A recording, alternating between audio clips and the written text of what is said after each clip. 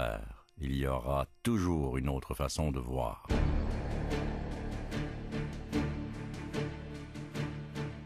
De remarquables oubliés, une série de contes historiques qui prend le parti des oubliés et des maltraités de l'histoire.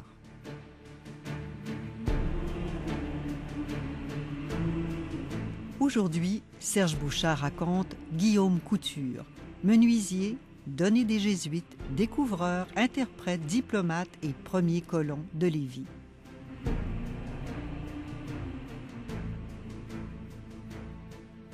Quelques années avant l'arrivée de Guillaume Couture en Nouvelle-France, le poste de traite de Trois-Rivières est fondé en 1634. Un an plus tard, en 1635, les Jésuites fondent le Collège de Québec où l'on enseigne le cours classique. En 1636, le premier gouverneur qui est chargé par la Compagnie des Cent Associés du peuplement de la colonie, Charles Huot de Montmagny, arrive. Sa principale mission est de transformer le comptoir de Québec en une ville. Il dessine la ville, il en établit les limites, il ouvre les premières artères, dont le grand chemin du Cap-Rouge ou chemin Saint-Louis. En 1639, Jean-Jacques Ollier, Jérôme Leroyer de la Dauversière, Paul Chemédé de Maisonneuve, Jeanne Mance et Angélique de Bullion fondent en France la Société Notre-Dame de Montréal pour la conversion des sauvages en Nouvelle-France. La Compagnie des Cent Associés leur concède l'île de Montréal comme seigneurie. La même année, Marie de l'Incarnation et les Ursulines arrivent à Québec pour enseigner aux jeunes filles. Arrivent aussi les Hospitalières venues fonder un hôpital. En 1641, la population de la Nouvelle-France est minime, quelques 300 personnes, comparativement à la Nouvelle-Angleterre qui en compte 50 000. Cette même année, Jeanne Mance et Maisonneuve arrivent, l'une à Québec, l'autre à Tadoussac, pour fonder, en pleine guerre franco-iroquoise, Ville-Marie, pour la cueillette des âmes et des peaux de castor.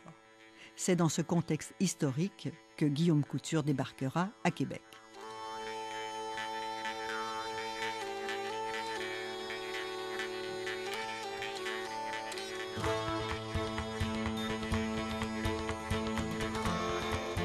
Guillaume Couture est originaire de Normandie.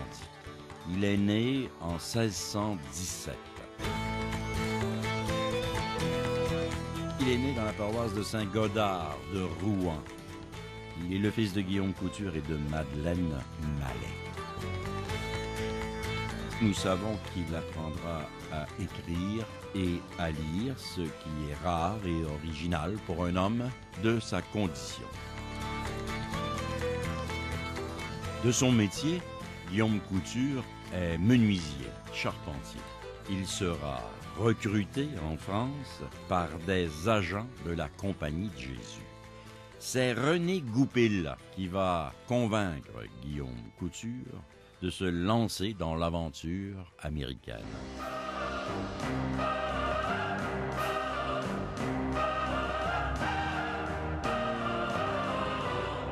En 1637, à l'âge de 20 ans, il traverse l'Atlantique pour la première fois et ce sera aussi la dernière fois puisqu'il ne reviendra jamais sur ses pas. Pour sa traversée, elle est classique. Le voyage se déroule très mal. Il est anormalement long, il est dangereux, pénible, houleux, une de ces spectaculaires mauvaises traversées d'une époque où toutes ces choses n'étaient pas sûres. On dit qu'il a voyagé en compagnie de René Goupil, son recruteur. Une chose est certaine, c'est un donné des Jésuites. C'est un serviteur laïque au service de la Compagnie de Jésus. Il doit obéissance et, assez curieusement, chasteté. Il ne sera pas payé, mais il reçoit en retour gîte et pitance.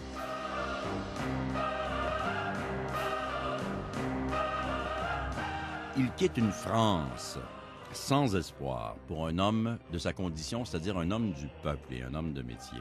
C'est Guillaume Couture l'exemple type de l'homme français qui s'en vient en Amérique pour échapper à une vie plus que misérable en France. Il sera donc un donné des Jésuites, c'était un contrat pour une période définie. Il agira bel et bien comme leur ouvrier. Assurément, il n'est pas resté longtemps à Québec quand il est arrivé. Il va partir immédiatement pour aller dans les missions du Wendake. Alors, le Wendake, bien sûr, c'est le pays des Hurons, c'est donc la Huronie. Nous sommes en baie Georgienne, à 1200 km en amont de Québec. Là, il est responsable de la construction de la mission des Jésuites à Sainte-Marie aux Hurons. En fait, c'était un village, Wendat, très bien constitué, et les Jésuites, en périphérie du village, construisent à l'européenne un établissement, le premier sur les Grands Lacs. Tout ça se passe en 1639-1640. Alors voilà le menuisier charpentier qui est à l'œuvre. Il faut abattre les arbres, il faut des scieurs de long, il faut faire des planches, des poutres, il faut faire des clous, il y a un forgeron. Alors, il n'est pas le seul donné, là. Il y en a d'autres avec lui. Premièrement, il va se lier d'amitié avec un jésuite, le père Jogues. Il va aussi, bien sûr, connaître le père Brébeuf, qui est sur les lieux. Brébeuf est un grand personnage. Il espère, lui, une véritable colonie française dans les Grands Lacs. Et justement, il pense que les Français devraient avoir une colonie au pays des Hurons. Mais comment avoir une colonie dans les Grands Lacs? C'est un problème qui sera récurrent dans l'histoire, quand on n'est même pas capable de consolider la colonie de Québec.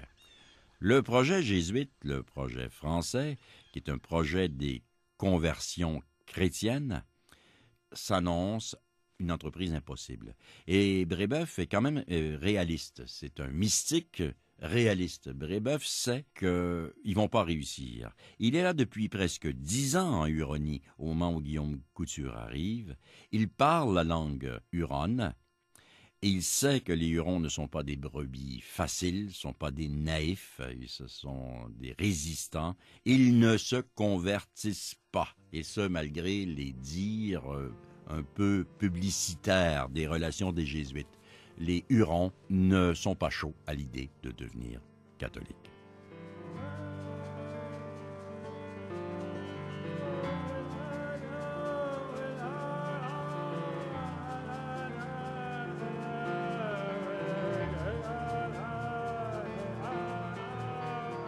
Dans ses 2 ou 3 premières années à Sainte-Marie aux Hurons, Guillaume apprend la langue Wendat, qui est une langue iroquoienne.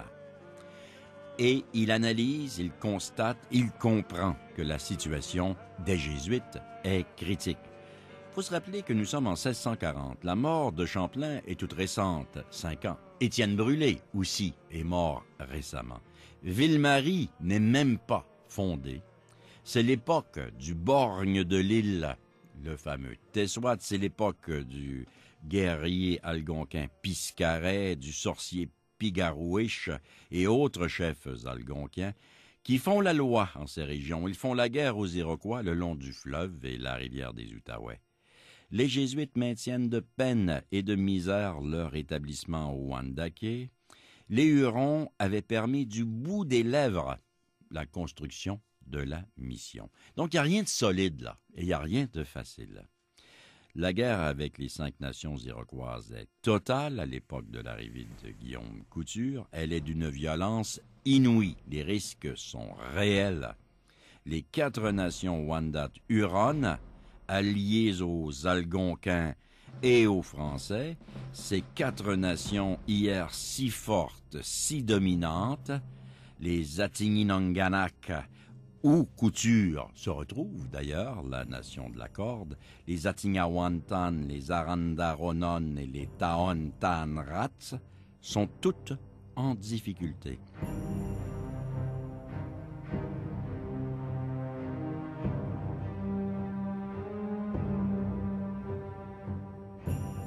Déjà, les épidémies font rage parmi les Hurons. 1634, petite vérole. 1636, grippe maligne. 1639, retour de la petite vérole. La population de la Confédération Wendat fond comme neige au soleil. Ils étaient 30 000 en 1635. Ils n'étaient plus que 12 000 en 1645.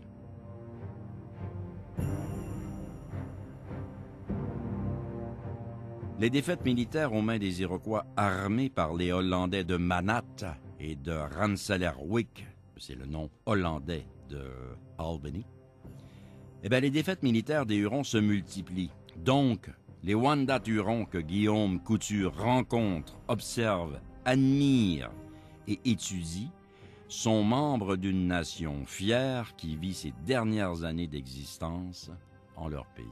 Encore 10 ans, ils seront tous en fuite sur les voies de l'exil.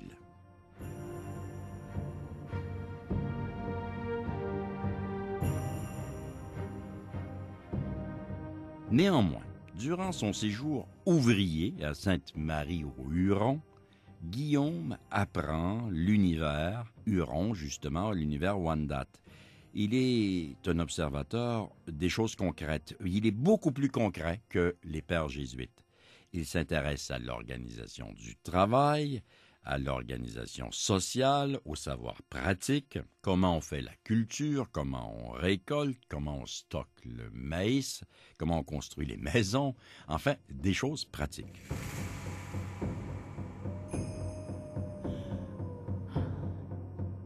Mais il assiste aussi aux grands rituels. Il assiste aux tortures des prisonniers iroquois, tortures qui se répètent en cette époque violente. Il apprend les rites de la mort et de la vie.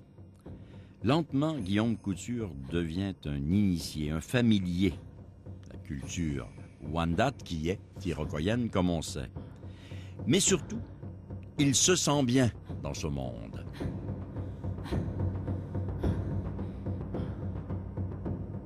La mission jésuite, on l'a dit, se situe très loin, à 1200 km de Québec. Cette distance, il faut la parcourir régulièrement, aller-retour, pour les convois de fourrure, pour le transport des hommes, pour le courrier, pour le transport de la marchandise en général. D'autant que la vie des Jésuites ne tient qu'à un fil sur le territoire du pays Wendake.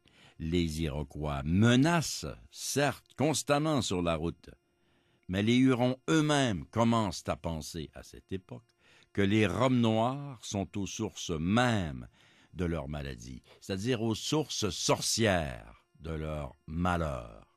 En 1642, durant l'été, un convoi important revient du Wendake vers Québec. Guillaume Couture en fait partie, ainsi que des Jésuites, dont le père Jogues, qui reviennent vers Québec. Il y a de nombreux personnages Wendat proéminents, dont Ahatistari, un important capitaine militaire de la nation des Attigny-Nonganak. Les Français faisaient surtout affaire avec les Attigny-Nonganak à cette époque, la nation huronne de la Corde. Alors, Ahatistari, c'était un guerrier charismatique, une légende vivante dans tout le nord-est américain à cette époque. Les Iroquois le craignaient beaucoup pour les nombreux coups de main qu'il avait portés avec succès contre eux. Ahatistari a 40 ans en 1642. Il vient tout juste d'être baptisé sous le nom de Eustache. Les Jésuites y tiennent beaucoup, c'est une belle prise, une légende vivante, Wendat, qui est devenue catholique. Donc une personnalité très importante dans la guerre des fourrures, comme dans la guerre des armes.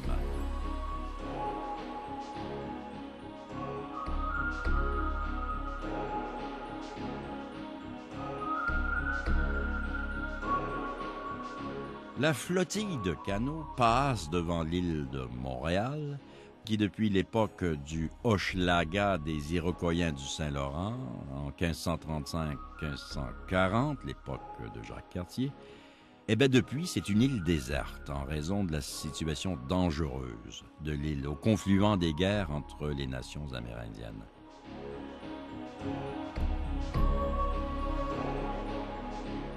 Mais cet été-là, au retour, en 1642, il y a une activité sur l'île de Montréal. Ce sont les Montréalistes de Maisonneuve qui, contre l'avis de Montmagny à Québec, contre l'avis de la Compagnie de Jésus aussi, sont en train de bâtir un fort et un établissement pour la conversion des sauvages.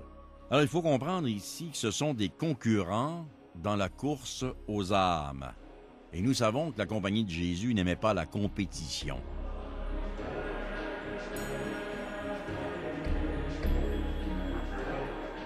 Guillaume Couture et les autres ne vont pas rester longtemps à Québec cet été-là, de 1642. En fait, ils vont rester 15 jours, tout au plus. Le 1er août déjà, 12 canots emportant une quarantaine de personnes se remettent en route pour le Wendake lointain. Ces voyages, à chaque fois, sont extrêmement dangereux en raison de la guerre permanente qui sévit en Amérique. Dans le convoi, il y a le père Jogues, René Goupil. Vous savez que René Goupil n'était pas jésuite, c'était un laïc qui voulait devenir jésuite, mais qui était sourd. La Compagnie de Jésus ne prenait pas les sourds comme jésuite. Alors René Goupil, lui, fait son premier voyage dans les pays d'en haut. Il y a de nombreuses personnalités politiques Wendat venues à Québec pour renforcer les alliances avec les Français, et il y a des gens d'autres nations amérindiennes. Hatchistari est du voyage, il était du voyage de l'aller, il est du voyage du retour. Ils font un arrêt à Trois-Rivières, qui est un poste de traite à l'époque, qui commence et qui est important. Donc au départ de Trois-Rivières, sur le lac Saint-Pierre, ils sont attaqués par des Iroquois qui les attendaient. Ils étaient en embuscade.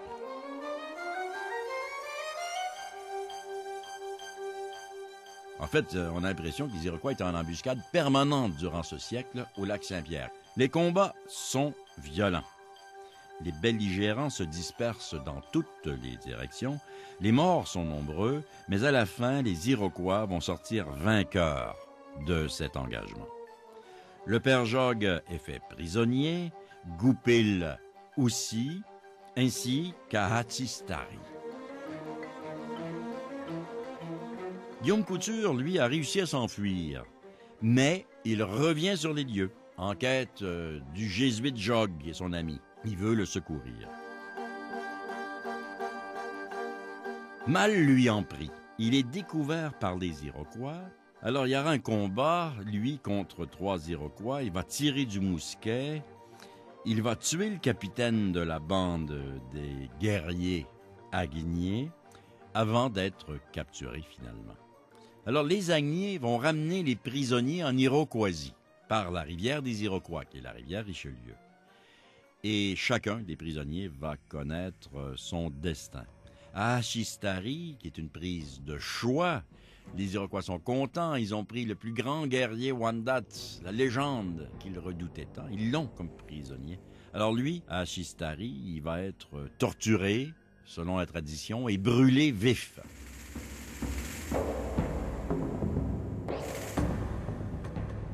Il mourra dans la dignité Wendat. Mais ses dernières paroles sont surprenantes. Il innove. Il dira que ma mort ne mette pas en péril la paix souhaitée entre toutes les nations.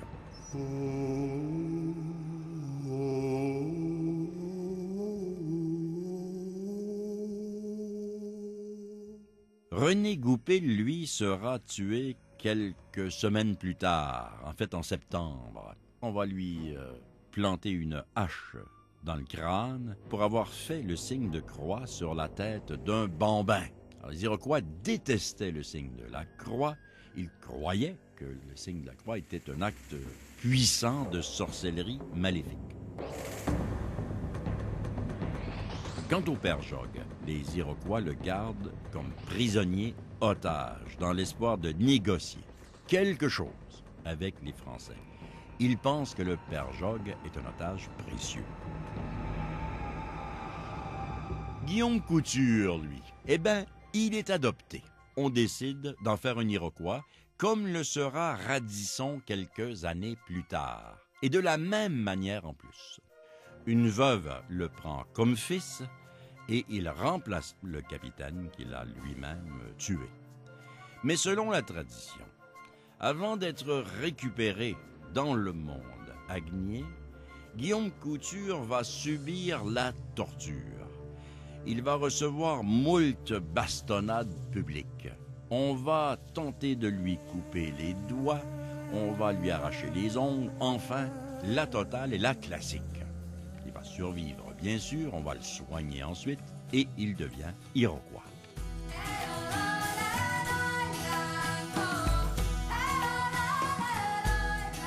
Les Hollandais de Rensselaerwyck, dont le célèbre Van Corlaer lui-même, vont tenter de négocier la libération des prisonniers français. Il y avait quand même une solidarité souterraine entre les nations européennes à propos des captifs européens à l'intérieur des sociétés amérindiennes. Mais les Agniers refusent.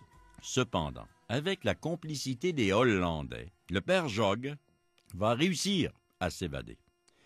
On va le mettre sur un bateau à New Amsterdam à Manhattan et il va repasser en France, d'où il reviendra très rapidement à Québec en 1645. Mais le père Jog ramène avec lui la rumeur de la mort de Guillaume Couture. On lui a raconté que Guillaume Couture finalement avait été torturé et tué. La rumeur est fausse, bien entendu, mais personne ne peut la vérifier. Couture, entre-temps, est devenu un Iroquois. Il restera 3 ans parmi eux et il sera même invité au conseil politique de la Confédération de la Longue Maison. L'historien Léopold Desrosiers dira de Couture qu'il fut le premier Européen à atteindre un haut statut politique parmi les Iroquois. Et il va jouer de son influence pour faire la promotion parmi les Iroquois d'une armistice possible avec les Français. Et l'idée va faire son chemin, sans vraiment aboutir, mais l'idée quand même fait son chemin. On débat de la question française parmi les politiciens iroquois. Et il est vrai que durant des décennies et des décennies de guerre, les Iroquois furent souvent tentés par la paix et l'alliance avec les Français. Mais ce qui faisait toujours échouer ces plans de paix avec les Iroquois, c'était les Algonquins surtout, les Hurons qui sapaient toujours ce projet. Ils ne voulaient pas que les Français fassent la paix avec les Iroquois parce que ça affaiblissait la position de l'alliance des Hurons et des Algonquins.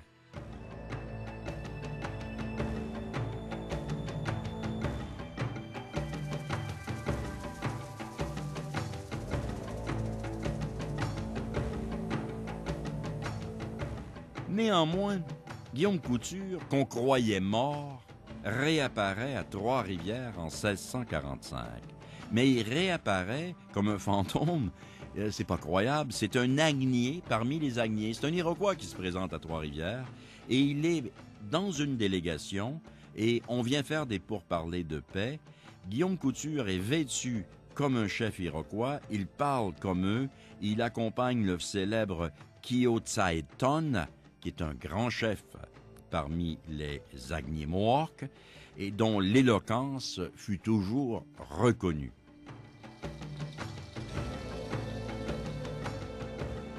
C'est Montmagny lui-même qui reçoit la délégation à Trois-Rivières.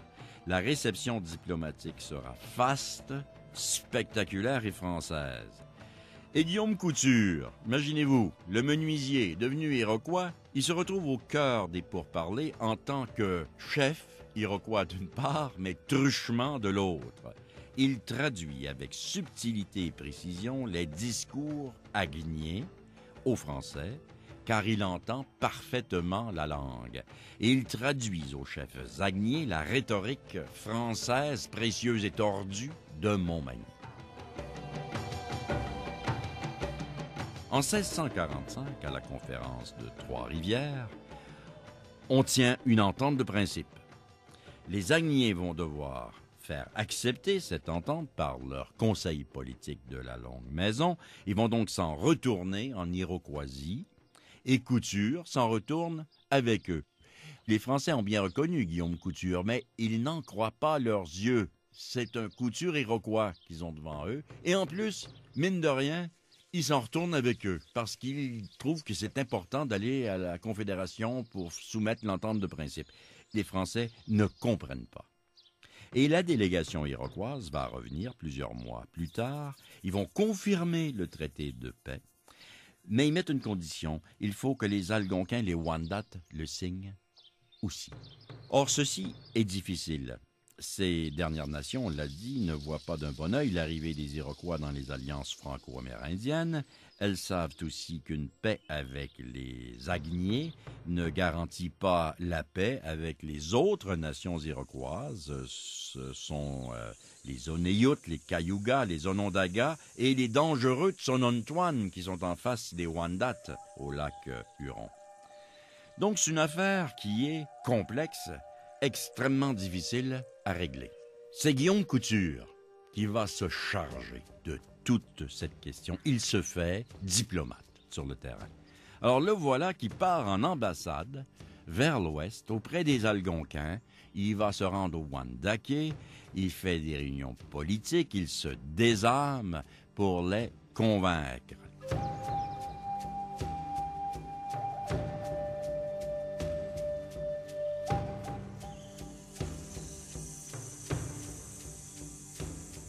Et il va réussir, malgré tous les obstacles. La mission est impossible, mais il réussit à convaincre les Wendat et les Algonquins qu'il faut faire la paix avec les Iroquois et les Français. Il revient chez les Agniers, c'est chez lui après tout, et il va revenir à Québec pour l'entente finale.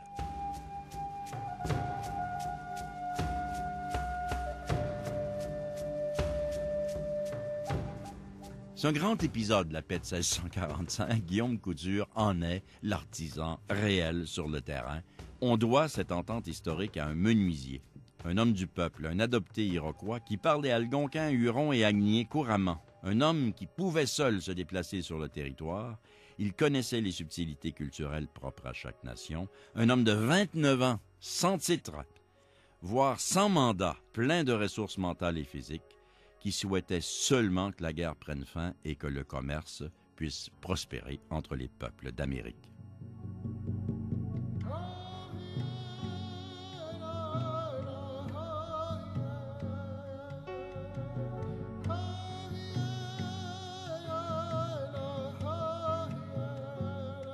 Et c'est à cette époque que Guillaume Couture va se rapatrier lui-même.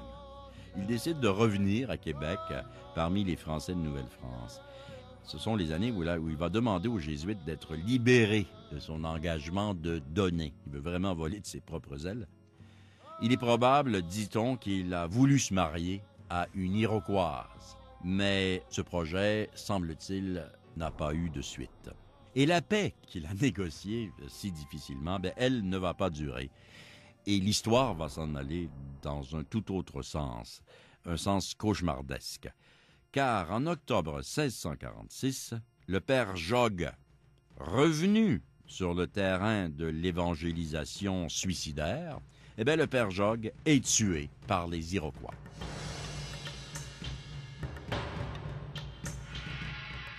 Il était en compagnie d'un Français, Jean Lalande, qui est tué lui aussi. L'année suivante, ce sera le début de l'épilogue de la grande aventure des Jésuites en Huronie. Le père Lallemand, le père Brébeuf seront torturés, mis à mort, conformément d'ailleurs à la propre prédiction de Jean de Brébeuf. N'avait-il pas écrit au père Lejeune à Québec que les missionnaires n'allaient pas sortir vivants de cette affaire? Il savait que les robes noires étaient accusées de sorcellerie maléfique. Brébeuf prévoyait l'échec total de l'entreprise qu'il menait lui-même depuis 20 ans, avec l'énergie du désespoir.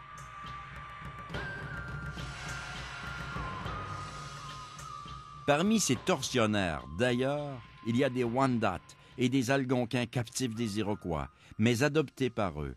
Et ces Wendat et ces Algonquins sont parmi les plus actifs. Ils sont convaincus, plus que tous les autres, des pouvoirs destructeurs des Jésuites, cause de toute leur déchéance.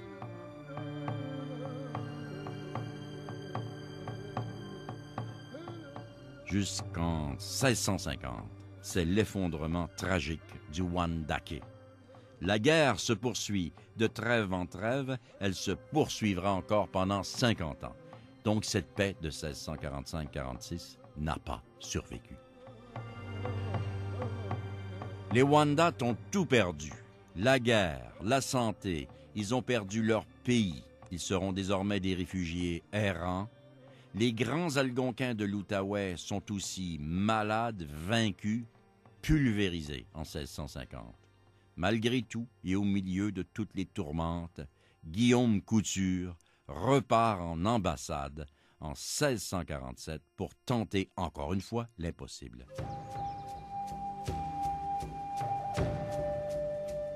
Il sera chez les Wendat, mais il se rendra aussi auprès des Agniers dans la région d'Albany pour leur souligner la gravité de la mise à mort des missionnaires. Voyage dangereux qui demande de la crédibilité, beaucoup d'audace. Les distances sont considérables. Les risques de mourir sont énormes. Les Agniers vont l'écouter. C'est un des leurs, après tout. Mais ils ne prennent aucun blâme. Chez eux, on tue les sorciers maléfiques étrangers. C'est normal et c'est tout. Alors, il respecte Couture, le renvoie chez lui, les mains vides.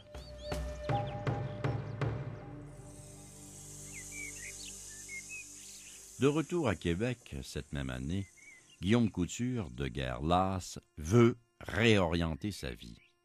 Il est au début de la trentaine. Il a de très grandes aventures derrière lui. Mais le jeune aventurier cherche à se ranger. Désormais libéré des Jésuites, libéré des vœux de chasteté dont nous parlions, il se voit, il s'imagine colon, il s'imagine prendre femme et il veut fonder une famille.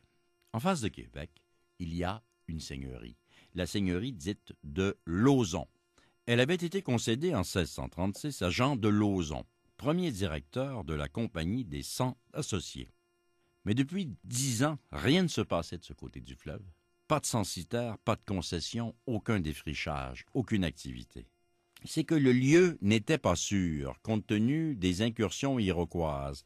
Les Mohawks agniers venaient jusqu'en face de Québec pour épier les activités de la ville. Ah, c'était la grande époque. Les ennemis étaient de l'autre côté du fleuve et s'installaient et regardaient les déplacements des barques et des canaux. Mais Couture, lui, en 1647, ne craint pas les Iroquois. C'est un familier des Iroquois. Alors, il va demander à obtenir une concession, la toute première, dans cette seigneurie supposément dangereuse qui n'existait que sur papier. Il choisit son lieu, la pointe de Lévis. Une chose entraînant l'autre, il aura un partenaire, un autre censitaire nommé François Bissot, dit La Rivière. Et ce dernier demande à Couture de lui construire sa maison. Alors, il va construire la maison de Bissot. Il va défricher une parcelle du lot de Bissot. Il fait ça pour l'argent, pour le salaire, et le grand aventurier, diplomate, iroquois, redevient menuisier.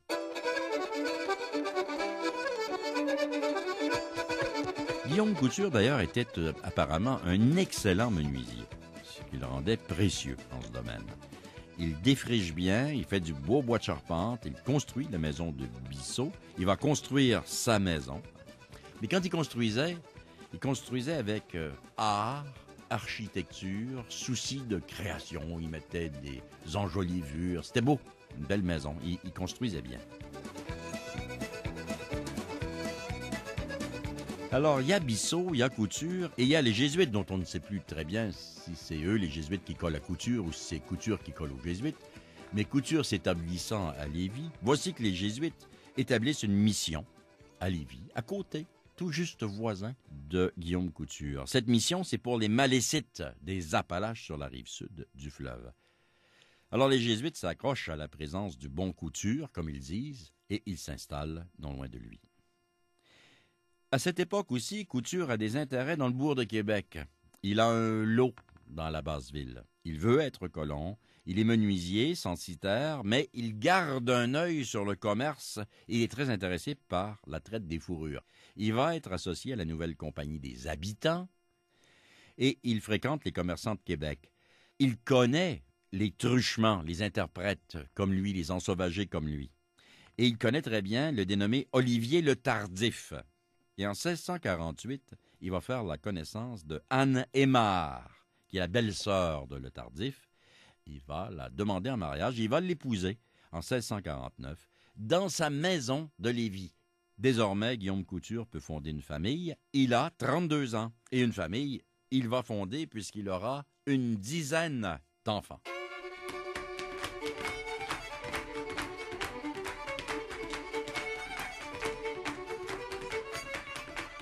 Guillaume Couture est un homme très énergique et très entreprenant, on le voit, car à 32 ans, il a des commerces à Québec, une pêcherie d'anguilles à Lévis, il vend des produits agricoles.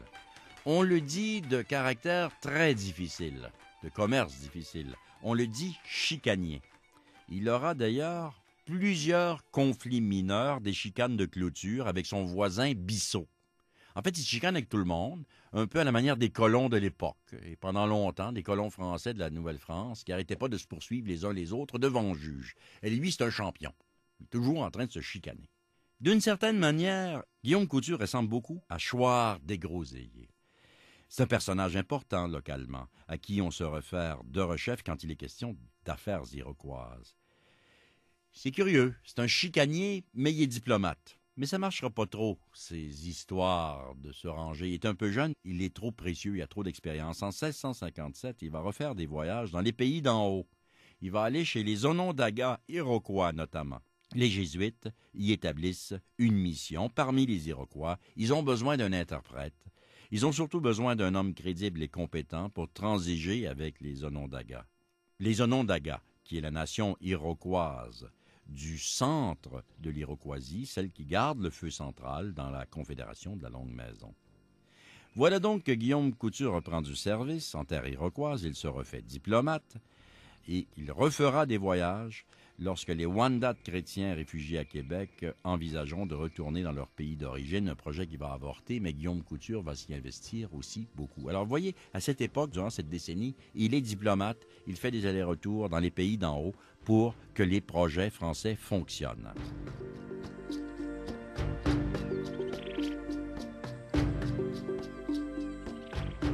Donc nous sommes dans les années 50 du siècle. Couture a conservé toute sa crédibilité auprès des Iroquois. On s'en sert beaucoup. Fait curieux, nous sommes en guerre. Les Iroquois sont des ennemis. Ces derniers viennent même le visiter dans sa maison de Lévis. C'est incroyable. En plein conflit. Ils viennent s'y réfugier. Un jour, un canot iroquois qui est en voyage pour attaquer Tadoussac, il va se renverser en face de Lévis. Ils savent que Guillaume est là. Ils vont aller se réchauffer dans la maison, manger une bonne soupe, jaser avec Guillaume, puis ils vont repartir. Et tout ce que Guillaume va faire, c'est qu'il va envoyer des émissaires pour avertir Tadoussac qu'il y a une douzaine d'Iroquois qui vont aller les attaquer. À cette époque, la vie de Guillaume Couture recoupe réellement celle de Radisson et de Desgroseilliers. Il est certain que ces hommes se sont rencontrés à moultes occasions. Couture est plus de la génération de Desgroseilliers. Il a à peu près le même âge que Desgroseilliers. Comme Couture, Desgroseilliers a été un donné des Jésuites, il faut le rappeler. Desgroseilliers sera d'ailleurs celui qui maintiendra les alliances de commerce dans les pays d'en haut, les Grands Lacs, après l'effondrement du Wendake et la pénétration des Iroquois au pays des Ojibwés. Les entreprises de Desgroseilliers et de Radisson sont le fait d'entrepreneurs libres et affranchis. La différence entre Couture et Desgroseilliers et Radisson, c'est que Couture, lui, sera toujours associé aux intérêts des Jésuites. Il est temps de parler de cette affaire des Jésuites. Car, à cette époque, c'est encore un projet secret des Jésuites qui le conduira à reprendre le chemin des grandes explorations. Il accepte de participer à un voyage dans la Terra Incognita en amont du Saguenay. Personne n'avait été en amont du Saguenay. Officiellement, l'idée est celle du gouverneur d'Argenson. Officieusement, c'est le rêve des Jésuites commerçants de fourrure. Les Jésuites rêvent de découvrir le chemin qui mène à la baie du Nord. Il s'agit de la baie d'Hudson et de la baie James.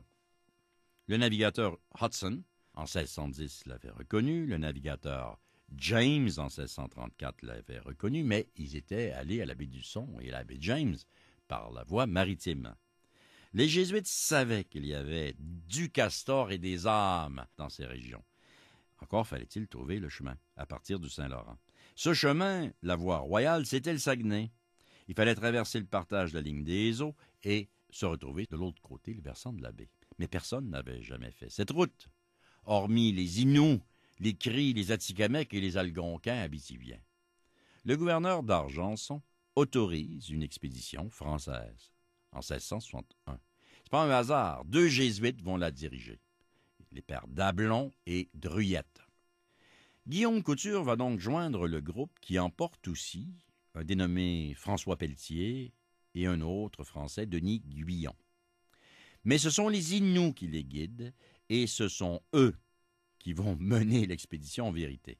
La preuve, c'est que lorsque les Inuits, qui ne sont pas chauds à l'idée de voir les Français traiter directement avec les cris de la baie James, lorsque les Inuits décident de faire avorter le voyage, eh bien, l'expédition va avorter effectivement quelque part sur la Chape-Mouchouane, au nord de Piquagami, qui est le nom original Innu du lac Saint-Jean. Guillaume Couture est furieux. Il ne veut pas revenir, mais il n'est pas le commandant de l'expédition. Il doit se rallier. 2 ans plus tard, Guillaume Couture va repartir pour la découverte de la baie du Nord, sous l'impulsion d'un autre gouverneur, Davogour. Cette fois, Couture dirige.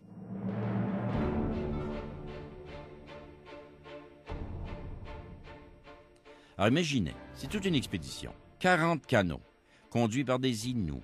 3 Français, Guillaume, bien sûr, Pierre Duquet, futur notaire, et Jean Langlois, charpentier de navire. C'est une exploration d'envergure, un grand voyage, tant par son objectif que par les indices de difficulté qui sont très élevés. Le voyage va s'amorcer au printemps, il va se terminer à l'automne suivant. Le Saguenay remonté jusqu'à sa source, le Piquagami traversé, on s'enfonce dans l'inconnu, là où l'expédition précédente avait rebroussé chemin. Terres inconnues pour les 3 Français, mais certainement pas pour les Inuits qui voyagent à l'intérieur de leur propre pays, il ne faut pas l'oublier. Néanmoins, la route est très difficile. On remonte constamment le courant des rivières, c'est pas facile. On pénètre aussi dans la taïga, qui est un milieu impardonnable, la redoutable forêt boréale. Et on le fait en été, ce qui est parfaitement normal, car normalement, les Inuits voyagent en hiver dans la taïga. Mais là, le voyage est absolument atypique. Personne d'humain ne se déplace impunément en été au royaume des épinettes noires et des mouches noires. Les Algonquiens du Nord l'ont toujours su, qui passent et passaient leurs vacances d'été le long des grands plans d'eau. Mais le voyage se fait malgré toutes les misères liées à la nature du territoire. Les hommes franchiront la ligne de partage des eaux. Ils se retrouveront sur le versant hydrographique de la baie du Tson ou de la baie James. Cela n'a pas réglé le supplice des mouches, mais au moins on descend le courant des rivières. Couture atteint la région générale de ce qui est aujourd'hui Chibougamau, la rivière qui est un lac, et il découvre, entre guillemets, le grand lac Mistassini, la Grande Roche, en algonquin. Ils auront beaucoup de difficultés à trouver la décharge principale de cette mer intérieure, la rivière Rupert qui mène à Némisco. Mais ils finiront par réussir. Ici, les Inuits ne sont plus dans leur pays. Depuis le passage de la ligne de partage des eaux, nous sommes au pays des Iyous, des cris de la baie James. Peuple frère et cousin des Inuits, parlant une langue mutuellement intelligible, chasseurs nomades comme les Inuits et algonquiens comme eux. À Némisco, l'expédition rencontre une communauté crie. Ce n'est pas un hasard. Les cris sont au repos de l'été sur les rives de ce grand lac. Les Français expliquent leur intention. Ils sont là pour la traite des fourrures. Les cris sont ravis de voir arriver chez eux ces partenaires commerciaux potentiels. Une entente.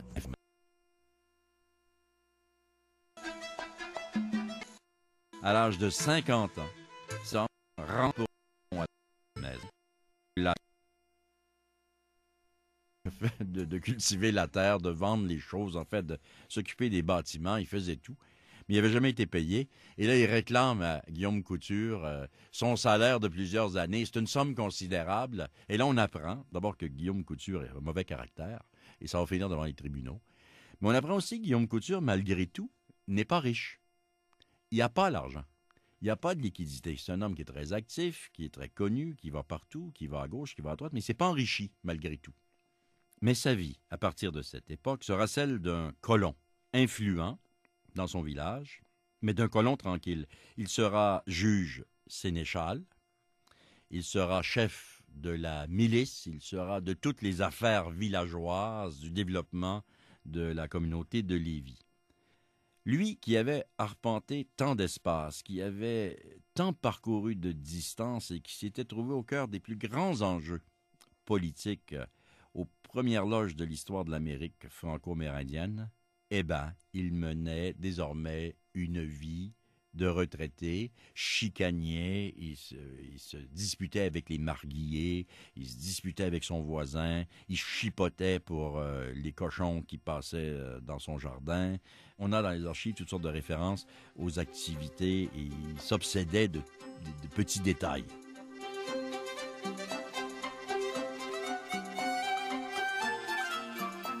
Il a vécu longtemps, Guillaume Couture. Sa femme et lui sont morts avec le siècle. Elle en 1700, lui en 1701. Ils étaient vieux, à charge de leurs enfants depuis plusieurs années. Guillaume Couture meurt en effet à l'âge de 84 ans. Quelques mois après sa mort, à Montréal, les Iroquois et une trentaine de nations amérindiennes signaient le grand traité de paix, la paix de Montréal, l'été 1701. Tout ce que Guillaume Couture avait espéré se réalisait l'été suivant sa mort à Montréal.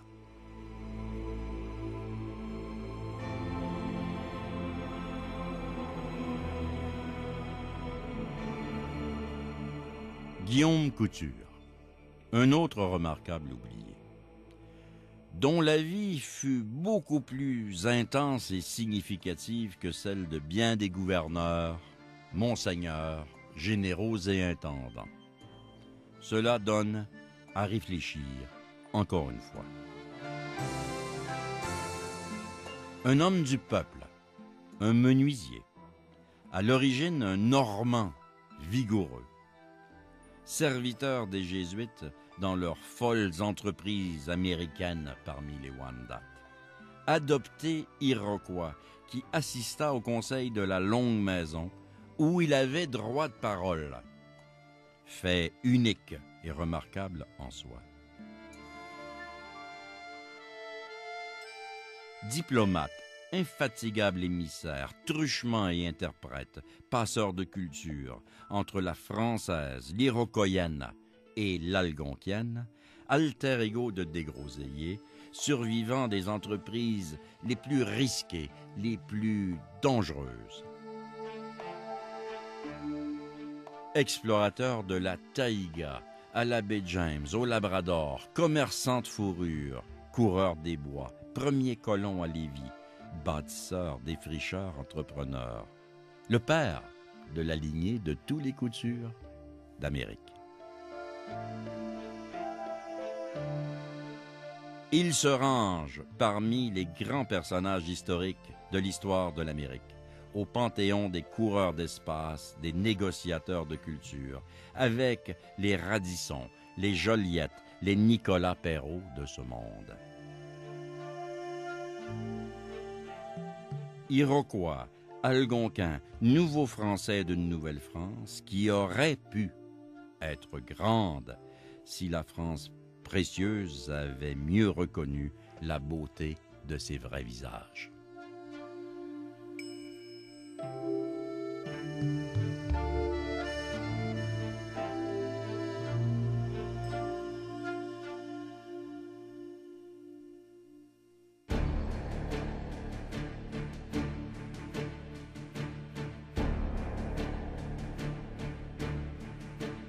Les fondateurs de la rive sud et de la rive nord de Québec, Guillaume Couture et Samuel de Champlain, ont tous deux un lieu de sépulture inconnu. Couture est considéré comme le fondateur de la rive sud de Québec, car Jean de Lauzon, premier propriétaire et seigneur, n'a jamais habité sa seigneurie et ne l'a même jamais visitée. Il en avait confié l'administration au bon Guillaume, comme le nommaient les Jésuites. En 1947, le regroupement des familles Couture a érigé une statue en l'honneur de Guillaume pour le 300e anniversaire de son installation sur la pointe Lévis. Serge Bouchard racontait à sa manière Guillaume Couture en s'inspirant entre autres de Guillaume Couture le roturier, bâtisseur, de Pierre Couture, publié chez XYZ. Recherche Lise Ménard, technicienne à la prise de son, au montage et au mixage sonore Réjeanne Leblanc.